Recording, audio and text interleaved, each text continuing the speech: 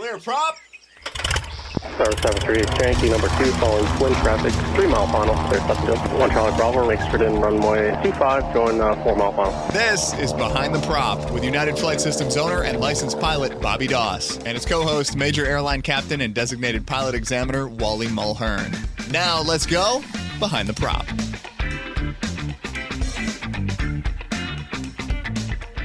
What's up, Wally? Hey, Bobby, how are you? I'm fantastic. Wasn't too long ago we did a show on an article we found in the AOPA's Flight Training Magazine, and we're doing another one today. This was an article written back in June of 2018, and I can't speak enough about how good this magazine is for student pilots, and that's a student at any phase in their career. We lean on this magazine for content, and you should too as a student pilot.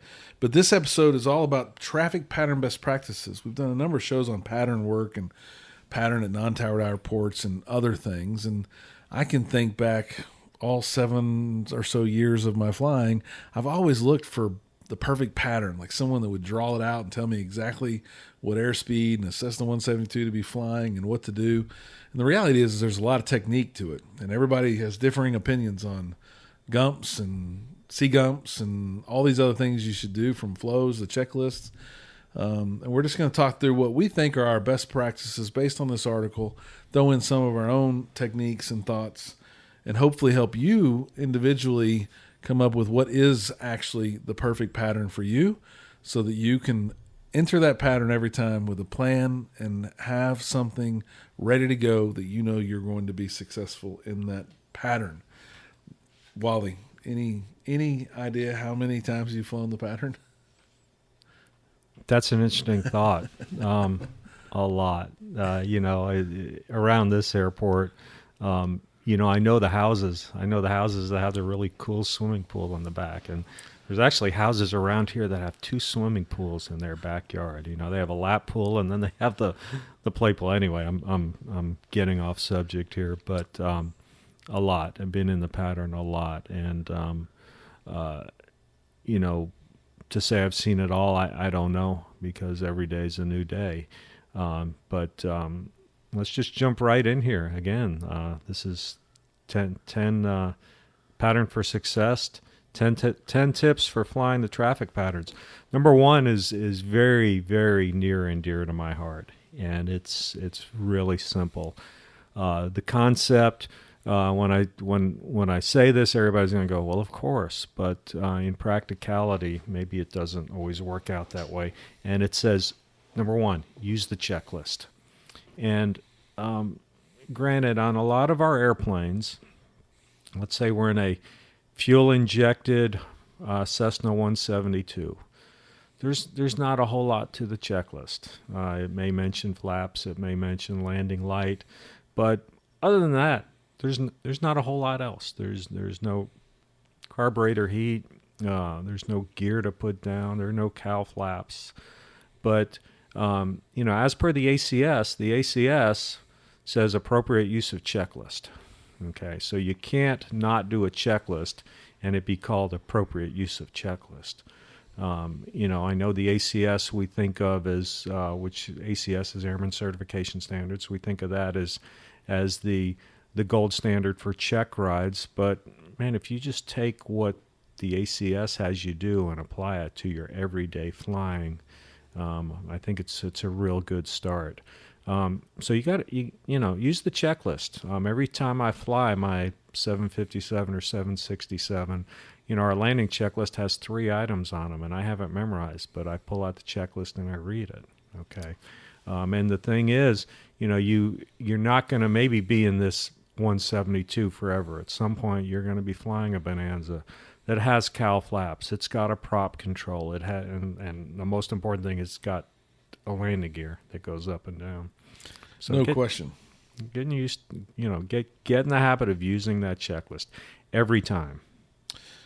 Number 2 is avoid distractions, and I think this is probably a little difficult in the GA world, just because a lot of the flying we do is either with an instructor we built rapport with, or if we pass a check ride and we fly with friends, we're trying to show off what we've got. We're talking. We probably don't follow a sterile cockpit rule like you maybe do in the airlines. and it's easy to get distracted. I don't know why I did, but last night I had a dream of flying an IMC with a CFI from this flight school, and I was just talking and sharing ideas, and he let me make some mistakes, and we got a little crooked, and I was really scared in this dream because there was complete IMC, and we were almost upside down because I wasn't keeping a sterile cockpit. I think it's important that we eliminate those distractions of all sorts, and sterile cockpit's the obvious one. Maybe not looking for two pools in the backyards when I take off tomorrow would be a good idea. But it's staying attentive to the task at hand and not getting distracted. Yeah, I had a check ride just recently where it was a private pilot check ride, and it was very strange. About halfway through the check ride, the GPS failed, and he, we didn't need it. He knew where we were, and he called. We came back to the airport to stay in the pattern, but every time we were on downwind, his focus was trying to bring the GPS back to life. And as we were debriefing, I said, "Wow, at this point, why did you care? Yep. Why did you care about the GPS? I could look out the left window, and there was the runway. We never got more than a mile away from the airport. It's not like we needed the GPS, but he could not keep from staying." Keep from playing that GPS. He was going to bring it back to life and get it going again. And, in the meantime, missing some radio calls and that sort of thing because his focus was not where it needed to be. Yeah, and in social media and all the phones we have and everything that pops up on our screens, as I'm getting distracted right now while we're recording on my screen, you got to make sure you block that stuff out and don't have those distractions. Yeah, absolutely. Number 3 is fly a standard traffic pattern entry. Of course, this is for non-controlled airports basically, and we did a whole show on this several months ago that got a lot of very good comments from. Obviously, going into a controlled airport, air traffic control is going to tell you how to enter the traffic pattern, but flying a standard traffic pattern entry, and I'm going to add to this listening and fitting in with the other traffic that's in the traffic pattern. It's like you're the new guy. You're coming in to enter the traffic pattern. So play nice with those who are already there and enter the pattern appropriately, and don't cut anybody off. Number 4 is coordinate your final turn. And I think as I am still a rookie pilot in the grand scheme of things, just below 500 hours, that I often, if I don't fly regularly, the winds might get the better of me. If I ride with someone else who's a fairly young pilot, I can always tell when the winds are getting them, and they don't have a plan so that they don't overshoot final, and maybe they turn a little late. And we all know that that's a really bad place to be in. We don't want to get slow when we're low to the ground like that and pull up and possibly stall that plane when we're 600-700 feet off the ground. So coordinate your final turn. Make sure you're prepared for it. Make sure that you have accounted for the winds. Look, half the practice maneuvers we do as primary students are just to help us fly the pattern safely, right? I mean, we learn how to make turns around a point. We learn how to do S-turns. We learn how to do slow flight. We learn how to do everything we're learning how to do. Most of it, if not all of it, is pattern work and slow and landing, of course. So have a plan for that final turn. Make sure you don't overshoot, and try and pull back to get the runway. It's dangerous. Yeah. Number 5 is use the whole runway. Granted, we may be taking off on a 5,000-foot runway, and we only need 650 feet to take off. So what's the big deal about taking off 2,000 feet down the runway? Well, any runway behind you is no good. It's like fuel that's left in the fuel tank, and you might wish that you had at some point. So use the whole runway. It may take you an extra tenth. It may cost you a little bit extra money to taxi to the end of the runway, but use the whole runway. I know that was one thing that my father just harped on me. Don't ever take an intersection takeoff if you can avoid it. Now, you're going to go to some controlled airports that maybe that's their standard practice to use intersection departures. I know the bigger airports do it all the time, and that's just the way it is. I mean, of course, if you need the entire length of the runway, you can request that. You may be delayed a little bit, but if you need it, you need it. I was going to say, I bet if you asked, they might approve it in every sense. And I think my flight instructor did a good job of making sure I always use the full runway, and it's changed my decision making some. I'll fly out to Brenham, and you're at the kind of the FBO there at Brenham, and to taxi all the way to the end of the runway to take off to the south. That's a long taxi, and there's probably a entry into the runway every 1,000 feet, maybe 5 or 6 of those entries around through there. Likewise, I probably don't need that whole thing, but I go down there every time and I use it, and I do it everywhere I go now. And like you said, it's 30 seconds that I'm going to be really glad I did it when I need a little bit of runway to board and make a decision of a no-go, for sure. The other thing about using the entire runway is that there's something that's at the end of the runway, and it's some big numbers. And so, it's a nice thing to know that, hey, I think I'm going to depart on runway 17 today, and you go to the end of the runway, there's a big 17. You take off at an intersection and you don't see it. Now, you can make sure that you're pointing at about 170 degrees, but there have been major accidents from people taking off on runways where they thought they were on a different runway, and possibly this runway was closed, or it was a lot shorter than the runway they really thought they were on. Number 6, keep it tight on downwind. This might be one that people want to debate, but it is keep it tight on downwind. I think in a twin, I fly further away, of course, but there's a pretty good balance on how far to be away. I think we said it in the non-towered episode that we would like to be within a half a mile. We definitely want to be within glide distance if we have any issue. You should always be able to make it back, but keep it tight on the downwind. I can't think of a reason why in a single engine aircraft you would get more than a mile away, and I think we talked about that quite a bit when Pat was on. It helps with the flow of traffic. It helps for people coming to enter. I have seen in a pattern before where people are flying different distances away from the airport. You got to make work what's going to work for you, but don't get too far away from the airport for sure. And one thing that air traffic control will sometimes do, they will tell you to turn a 3-mile final. Well, what does 3 miles look like? That's kind of something that is an acquired skill. A brand new pilot may not be able to tell 3 miles.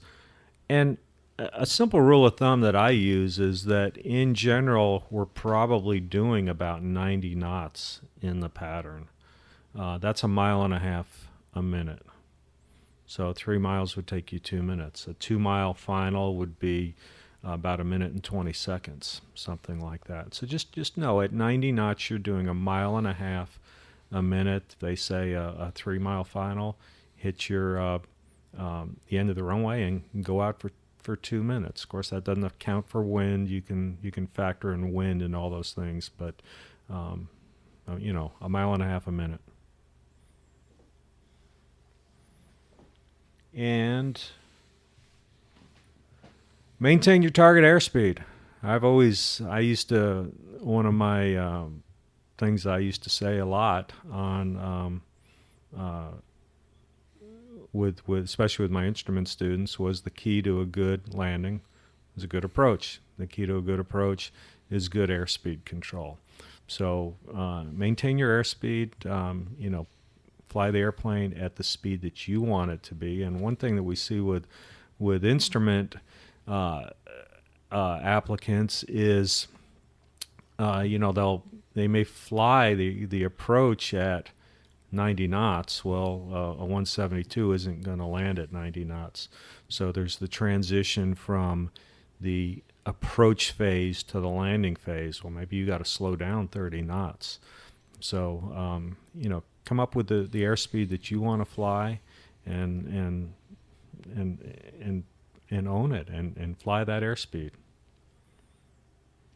Yeah, this brings so many thoughts into my mind. I think the first real trip I took with passengers was to Brenham. The restaurant was still open, and I was going to take them out there, and I bounced twice, and I went around, and I can't imagine the amount of damage that a fast landing might have caused to that aircraft had I struck the prop. And I just don't think we as young pilots can decide we're going to land a little faster because we like to land a little faster. I mean, these aircraft aren't going to land if you're going, like you said, 90 knots. And no matter how much we push down on it, it ain't going to land. So learn, get your airspeeds right, understand what numbers you want to be at, and considering the winds indicated as what you're going to have and see and use, and that should work for you in any circumstance. You just might it might be a little slower over the ground, but know your speeds, maintain those speeds, and you will learn how to land like a champion. Number 8, this will help you with your speeds. Trim, trim, trim. I think it's one of those acquired things that takes time. We talk about it often, but if you can trim the aircraft in the pattern, man, it makes it a lot easier to fly the aircraft. The checklist usage is easier. The holding the center line or holding the downwind is easier. Everything you do is easier if you know how to trim that aircraft. So use the trim. Trim is for an airspeed. Find the airspeed you want on downwind with the power setting. Set it and let it fly the airplane for you. Trim on trim and trim. Yeah, I would say pretty much any time I see somebody struggling with steep turns, more times than not, one of the major issues is they don't have the airplane in trim. That's a lot of work that applicant's doing, for sure. It is. Number 9, a pet peeve of mine: land on center line. I joke with applicants all the time. I will say, as a taxpayer, you have paid for the entire runway, not just the left side. And I guess it's because people are sitting on the left side of the airplane that they tend to want to land to the left of center line. But this was something that my father just preached and harped on with me. Put the nose wheel on the center line, the nose wheel on the center line. Or actually what he said is put the center line right between your legs, which is just a little bit off. But if you got 150 foot wide runway and you land on the center line, you've got 75 feet of protection on either side of you. If you're landing way left, you're just taking some of that protection away. So land on the center line. That's what it's there for. I also think pilots, you have a tendency to go a little right or a little left. We all have that natural tendency. And I was probably a little left kind of a guy. But now that I am a little bit longer in my tenure as a pilot, I pick on people all the time that are taxiing off center line. They won't land on center line. They get off the center line once the aircraft has become stable on the ground. If they know they're going to turn left, they'll get halfway over. I just don't think any of that makes sense, because what it does is it makes it okay to not be on center line. And so you might get to a remote airport that only has 70 feet wide on the runway and a 25 foot wide taxiway. And if you get off center at all, you might be in the grass or mud or something worse. Right. So if you visually and mentally always think center line, center line, center line, the center line's there to protect you. I have center lines around my hangar so people know not to cross those center lines so they don't catch a wingtip. Right. Center line is king, and you should not ever exceed even inches off center line. So keep that one top of mind and follow it both landing and taxiing. And then we talked about this. We've had many episodes. We'll have many more in the future. But use the radio, but be brief.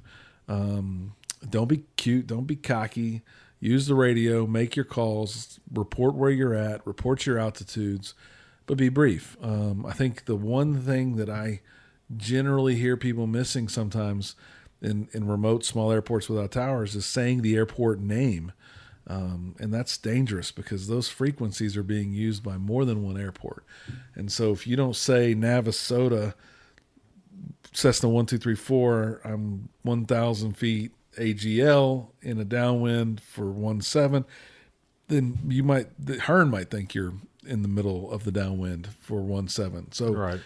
Make sure you're calling out the airport name. Make sure people know where you're at.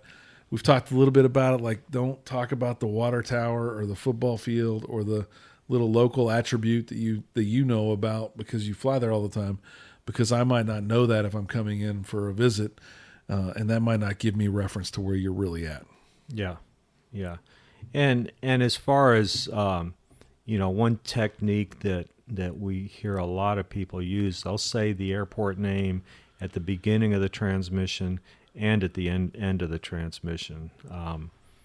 I quite honestly, I don't know if that's in the AIM anywhere, but I do believe it's a very good technique, because a lot of times when you first hear the transmission, maybe your ears aren't in tune to listening, maybe the radio's loud, you're adjusting the volume or whatever, but when you hear Navasota traffic, Cherokee 123 Bravo X-ray, left downwind 17 Navasota, they really are here. It's somebody I need to be looking out for because I'm at Navasota. All good stuff, all that should be used by everyone listening to make your own plan of attack, to make the pattern the best pattern you can make it, and to be safe and protect both yourself and all those other aircraft flying around you. As always, fly safe and stay behind the prop. Thanks for checking out the Behind the Prop podcast. Be sure to click subscribe and check us out online at BehindTheProp.com. Behind the Prop is recorded in Houston, Texas. Creator and host is Bobby Doss. Co-host is Wally Mulhern. The show is for entertainment purposes only and is not meant to replace actual flight instruction. Thanks for listening, and remember, fly safe.